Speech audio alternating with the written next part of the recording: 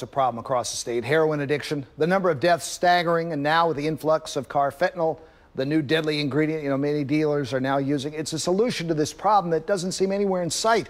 But Anne Arundel County is making an impact on this deadly problem. And Don Harrison is here tonight to tell us about a new program that shows some promise. It was 2 months ago on this very spot when county officials announced the Safe Stations program. That's where any county resident struggling in the grips of heroin addiction can walk into any fire station and ask for help on their journey to recovery. 50 minutes after that announcement, Jenna Kiefer walked into here, scared, desperate, and broken, looking for help. I was scared. This is Jenna Kiefer now, more in control of her life. Heroin isn't making the decisions on how she lives her life now.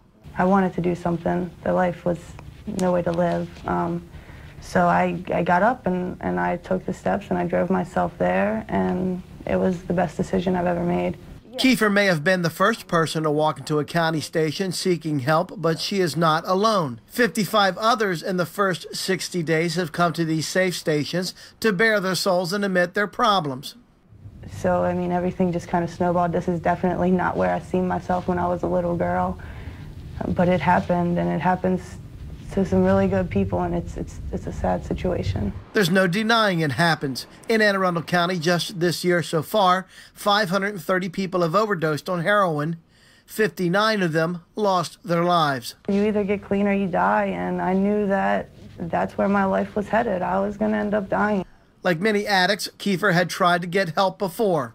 I looked, and I looked, and I couldn't find it. I had people turning me down daily, and I was so distraught. And just at the end, I really thought that I wasn't going to have a way out of that life. Anne Arundel County is making it easier for you to find your way out of that life. When you come to a fire hall, even if you have drugs or paraphernalia on you, you won't get arrested.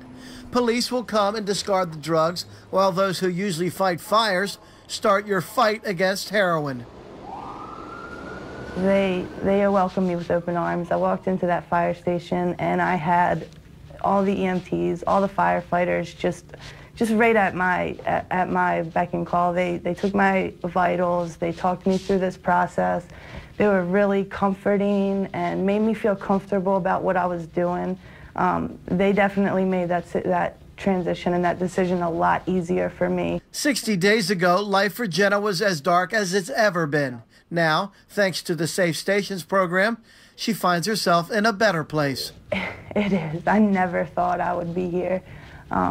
Life today for me is amazing. I'm learning to love my life again.